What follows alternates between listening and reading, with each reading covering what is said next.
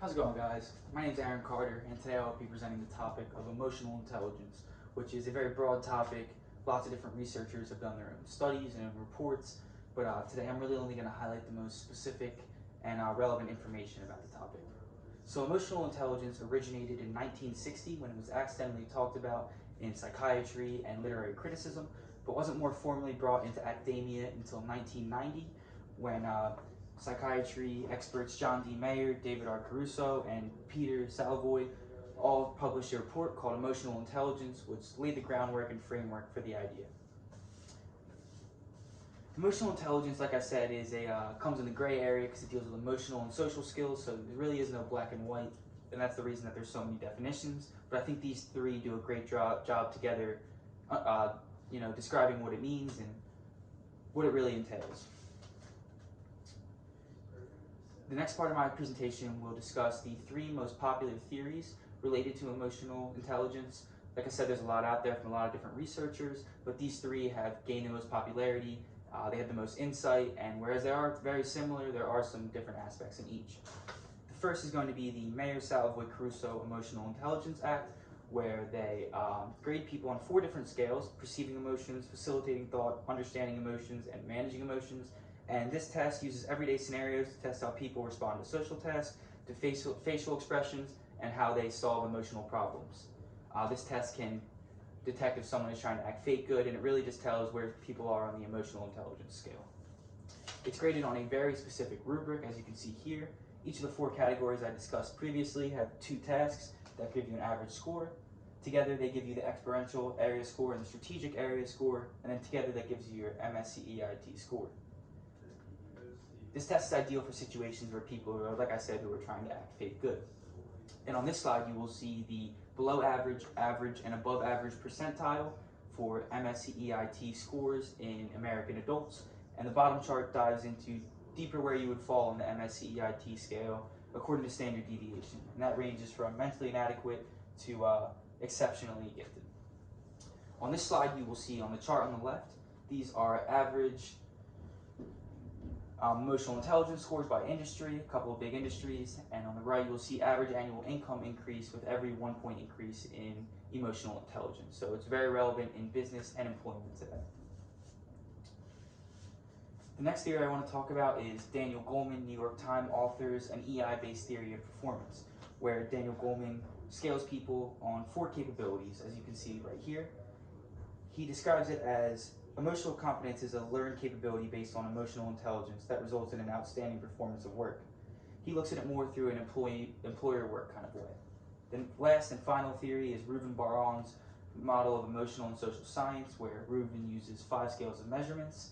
He created his own test called the EQI, published in 1997, which is very similar to the MSEICT test, but it scales people a little bit differently. I added this quote from Albert Einstein, who was a pioneer of his time and cultivated creative thinking, because I think it really captures the essence of emotional intelligence.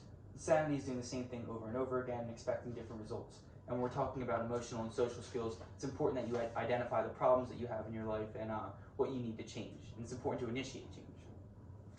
The next part of my presentation will talk about testing and research in emotional intelligence.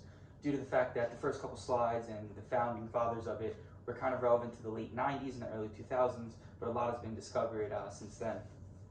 The first is emotional intelligence at the college level.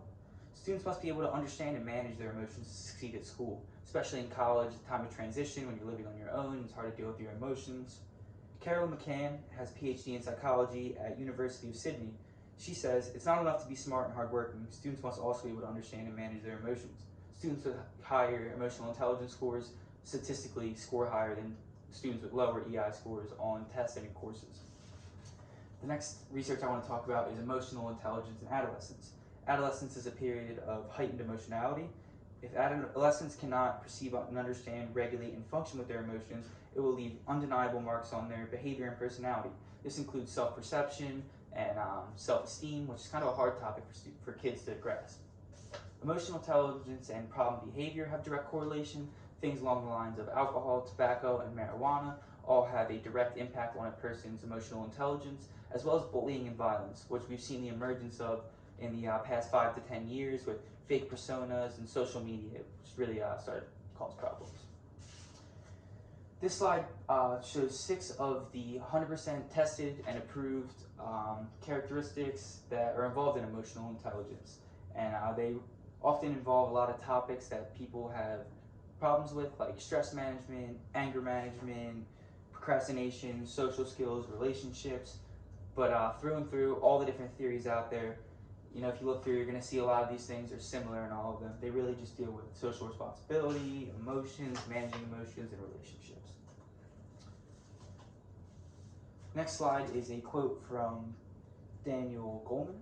I mentioned him earlier and his EI-based theory of expectancy. If you are tuned out of your own emotions, you'll be poor at reading them in other people. And I think this is important because in emotional intelligence, it involves aspects of emotions with yourself and with other people. And before you can work on your relationships and before you can work on emotions with anybody else, you need to figure that out within yourself first. He's a pioneer in this topic. After doing my research, these are 3 abstracts that I've come to. I feel like these can be tested by scientists and proved by research and studies. Emotional intelligence really just deals with everyday social skills, everyday emotional skills, relationships, whether they're with your family or with your friends. Emotional intelligence is really just something that's going to be around your whole life. As you can see in my last slide, I kind of just added different aspects of your life that emotional intelligence will impact. More and more businesses every day are using emotional intelligence. It's helping cultivate a better work environment. People are understanding each other better, and it's a really great thing moving forward for just the world and everybody in general. Thank you guys for listening to my slideshow. Hope it was insightful. Hope it was informative. Hope you learned something. I highly recommend you evaluate yourself and you listen to something that I said. Maybe go check out emotional intelligence on yourself because it's very important and it's here to stay.